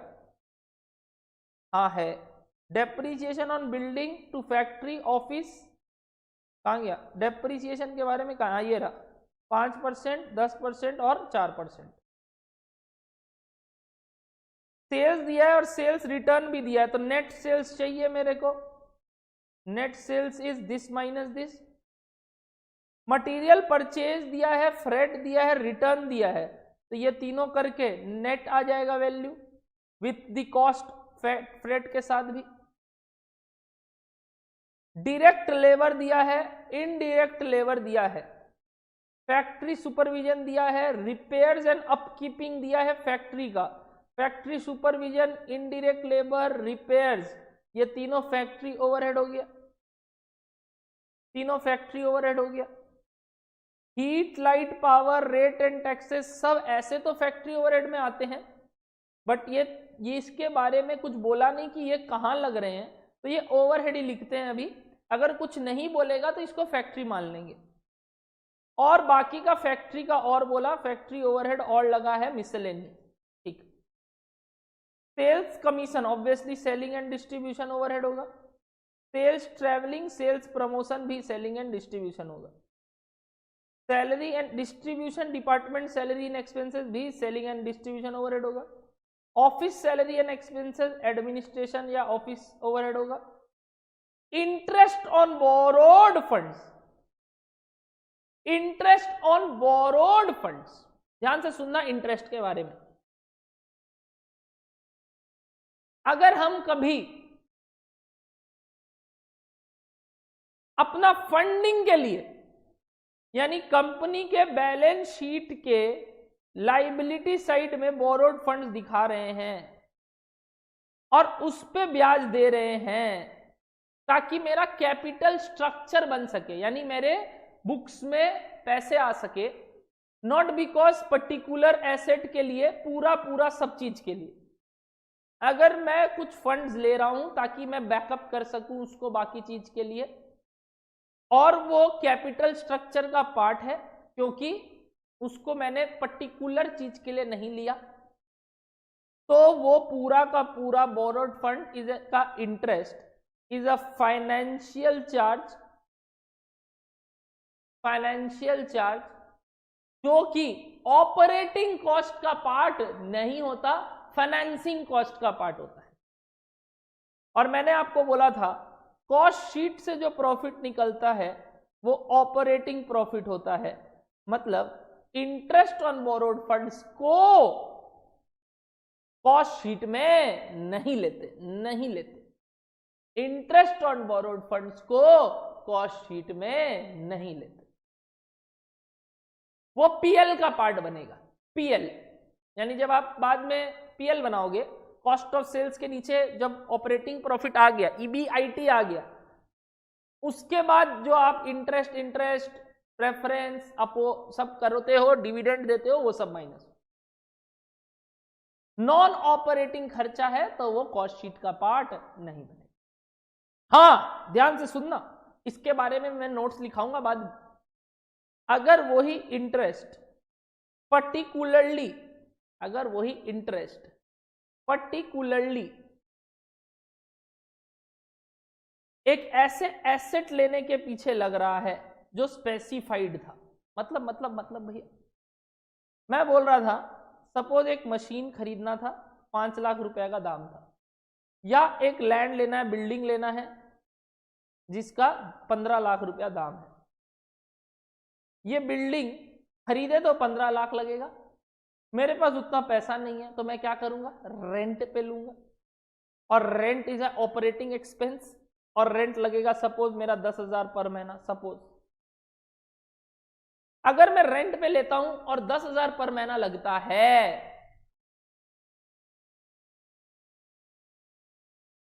तो क्या क्या ये 10,000 मेरे लिए ऑपरेटिंग एक्सपेंस है? Yes yes. On the other hand अगर मैं खरीद लेता जगह कोई, मेरे पास फंड्स है तो ठीक है, पहले से फंड्स है तो ठीक है, बट मेरे पास पहले से फंड्स नहीं है और मैं जगह खरीद रहा हूं, क्या लेके? लोन लेके। एक थर्ड पार्टी लोन लिया मैंने बिल्डिंग को खरीदने के लिए, एक थर्ड पार्टी लोन लिया मैंने बिल्डिंग को खरीदने के लिए, तो एक इंटरेस्ट लगेगा। बट वो इंटरेस्ट सपोज कितना भी परसेंट करके आया मेरा, वही सपोज 12,000 पर मंथ। सपोज ये 12,000 पर मंथ जो लग रहा है इंटरेस्ट, सपोज क्या ये अब नॉन ऑपरेटिंग की ऑपरेटिंग? भैया ये ऑपरेटिंग खर्चा हो जाएगा। क्यों पता है? क्योंकि अगर ये नहीं लगता तो ये लगता, और ये तो ऑपरेटिंग खर्चा था, यानी आप एक ऑपरेटिंग खर्चा ही कर रहे हो।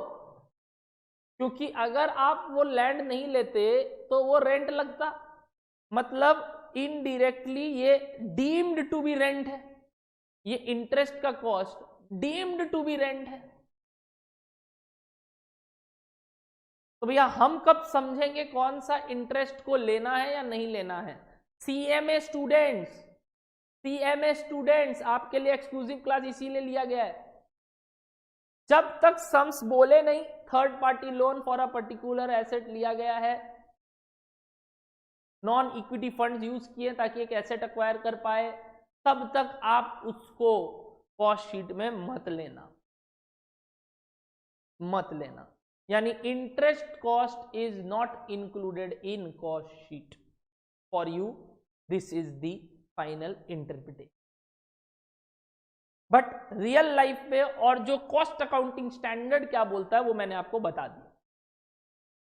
सम्स वाइज आपको नहीं लेना है इंटरेस्ट कॉस्ट जब तक सम्स एकदम स्पेसिफाइडली बोले नहीं कि ये ऑपरेटिंग खर्चा है, जैसे कि थर्ड पार्टी लोन लिए पर्टिकुलर एसेट खरीदने के लिए। क्या इंटरेस्ट का पॉइंट क्लियर है एवरीवन? भैया ये बात लिखवा दीजिए, लिखवा दूंगा, पहले बोलो इतना क्लियर है, पहले बोलो इतना क्लियर है। ठीक। दूसरा बात, नीचे कुछ अक्रूड एक्सपेंसेस दिए हैं। एक मिनट। अगर नीचे कुछ अक्रूड एक्सपेंसेस दिए हैं और ऊपर भी एक्सपेंसेस थे, तो एक अजम्पशन लेना होगा कि ये सब में पेड वैल्यूज है। अजम्पशन ले रहे हैं, यानी इस वैल्यू के अलावा और भी अक्रूड वैल्यूज हैं। ये मतलब डायरेक्ट लेबर 160 नहीं, 160 प्लस 8,000 168 है। इनडायरेक्ट लेबर 18,000 नहीं, 18,000 और 12 19,200 है। और इंटरेस्ट का खर्चा 2,000 नहीं 4,000 है, जो कि कॉस्ट शीट का पार्टी नहीं। 4,000 कैसे आया? 2,000 और 2,000, ये 1,200 प्लस 18,000 आया 19,200, और डायरेक्ट लेबर आया 168। अजम्पशन लेना होगा कि वो पेड वाला पार्ट। डेप्रिसिएशन का रेट दिया है तो डेप्रिसिएशन निकल जाएगा। अब देखो कुछ डिस्ट्रीब्यूशन बोला है कुछ पर्टिकुलर कॉस्ट का। क्या क्या बोला, पढ़ो तो।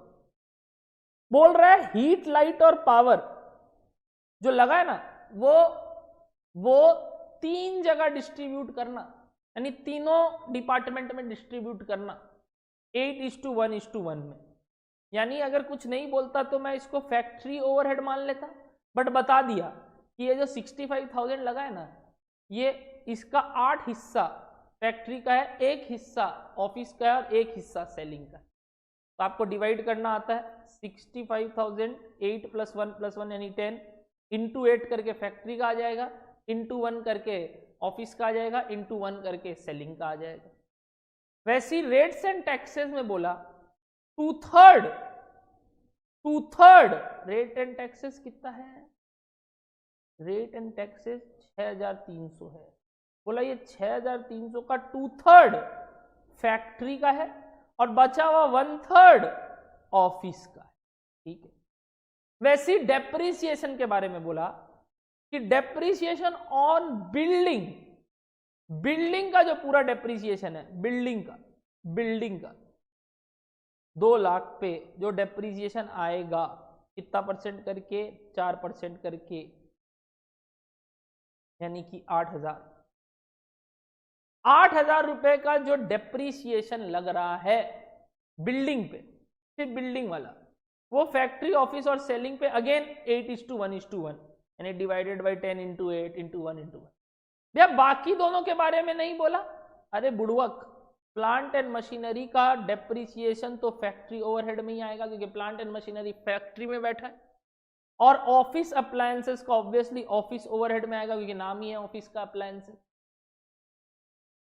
क्या सारी बातें क्लियर हो गई? तो आपको क्या बनाना है? Condensed PL. Oh my God, PL भी बनाना है, कॉस्ट ऑफ सेल्स तक भी जाना है, यानी कि आपको पहले कॉस्ट ऑफ सेल्स तक जाना है। मेरा बात ध्यान से सुनना। कंडेंस्ड पीएल का मतलब क्या होता है?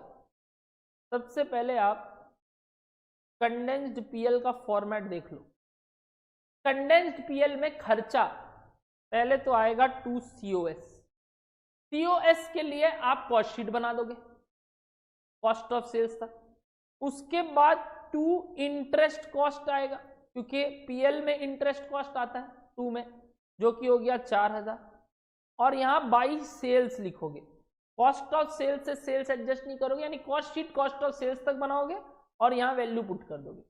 बाई सेल्स, नेट सेल्स जो आया वो लिख दोगे, और आपका कॉस्ट ऑफ सेल्स में क्योंकि ओपनिंग स्टॉक और क्लोजिंग स्टॉक का एडजस्टमेंट हो गया, तो वापस से बाई क्लोजिंग और टू ओपनिंग मत लिखना, क्योंकि कॉस्ट ऑफ सेल्स में सब एडजस्ट हो चुका होगा।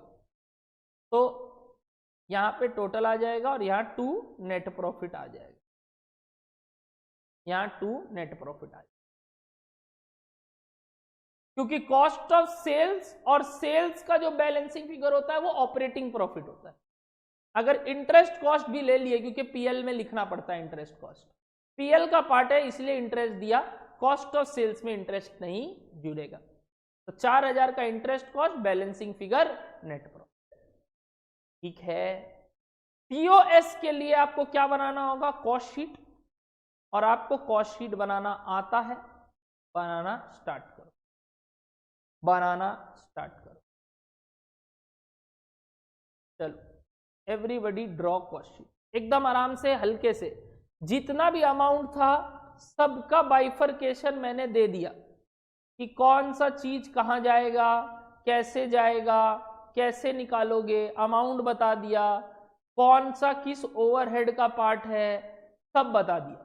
अब आपको सिर्फ कैलकुलेशन करना है और आगे बढ़ना है। सिर्फ plus minus plus minus plus minus है। मेरा काम खत्म मुन्ना, मैंने सब समझा दिया। क्या ट्राई करोगे कॉस्ट ऑफ सेल्स निकालना? कॉस्ट ऑफ सेल्स में अलग से सेलिंग और एडमिन एक्सपेंसेस अलग से भी मांगा है, तो वो तो हम निकालते ही हैं ऐसे भी।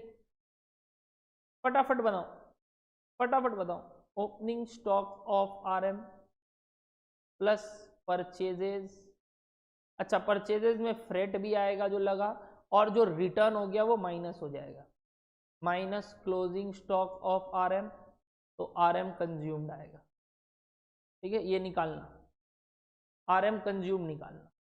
आरएम कंज्यूम के बाद लेबर, कौन सा? डायरेक्ट लेबर, वो याद है आपको 168 मैंने निकाला था, 8,000 और था, और कोई डायरेक्ट एक्सपेंस नहीं था, तो ये प्राइम कॉस्ट। उसके बाद फैक्ट्री ओवरहेड में काफी कुछ था, एकदम आराम से लिखना, मैं नहीं बताऊंगा, काफी कुछ था फैक्ट्री ओवरहेड में, आराम से। नीचे जो 2 पॉइंट्स थे उसको भी, कि बिल्डिंग का भी डेप्रिसिएशन आएगा, और वो रेंट एंड टैक्सेस भी आएगा, हीट एंड पावर भी आएगा, अलग से जितने फैक्ट्री ओवरहेड है वो आएंगे, काफी सारे फैक्ट्री ओवरहेड आएंगे, और फिर आपका वर्क्स कॉस्ट मिलेगा। फिर आप WIP एडजस्ट करोगे तो आपका वर्क्स कॉस्ट फॉर FG आ जाएगा। फिर आप office and admin overhead add करोगे, बहुत सारा है, आराम से करना, और फिर COP आ जाएगा। फिर आप ओपनिंग स्टॉक ऑफ FG और क्लोजिंग स्टॉक ऑफ FG करोगे तो COGS आ जाएगा। फिर आप सेलिंग एंड डिस्ट्रीब्यूशन करोगे तो कॉस्ट ऑफ सेल्स आ जाएगा, और वहां तक सम्स को समाप्त।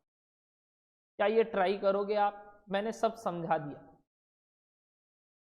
क्या ये क्वेश्चन भी आप ट्राई करोगे? 5 मिनट दिया, सब कोई आंसर करो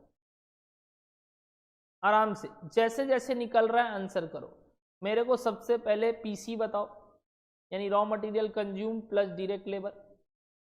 फिर आराम से फैक्ट्री ओवरहेड का टोटल निकाल लो, यानी मेरे को नंबर 1 चाहिए रॉ मटेरियल कंज्यूम्ड, नंबर 2 चाहिए फैक्ट्री ओवरहेड का अमाउंट, फिर मेरे को चाहिए वर्क्स कॉस्ट फिनिश गुड्स का और ऑफिस एंड एडमिन का अमाउंट। उसके बाद सीधा सीओजीएस दोगे तो भी चलेगा, और लास्ट में सेलिंग का अमाउंट, बस। और 7वां कॉस्ट ऑफ सेल्स। चलो फटाफट निकालते चलो, ये स्टेजेस पार करो एक एक करके। बैकअप वालों आप लोग को भी करना है, भगाना मत प्लीज, पूरा खुद से करना है, और 2 सम्स होमवर्क भी है, बनाओगे तो।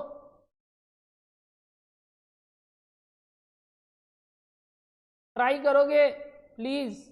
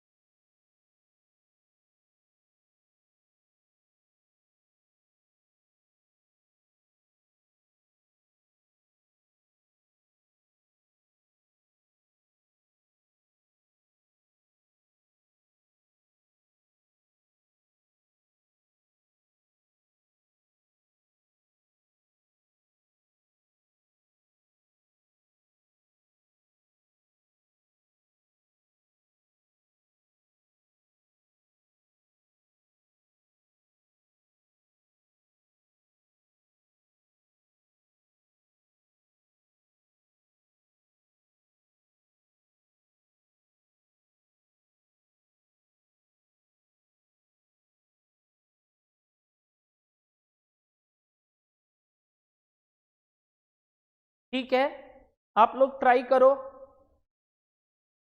इस पूरे सवाल को कंप्लीट करके रखना। नेक्स्ट क्लास वेंसडे है 2 बजे से। हाँ, अब से क्लास 1:45 नहीं, 2 PM से ही होगी लाइव क्लास, 2 PM। वेंसडे को मिलते हैं कॉस्ट शीट का नेक्स्ट क्लास में 2 PM। तो आपका 13 भी होमवर्क हो गया, क्योंकि मैं समझा चुका हूं, आपको सिर्फ फिगर्स पुट करने हैं। तो 12, 13, 14 आपका होमवर्क है, बना के आना, रिक्वेस्ट। चलो बाय बाय, मिलते हैं नेक्स्ट क्लास में।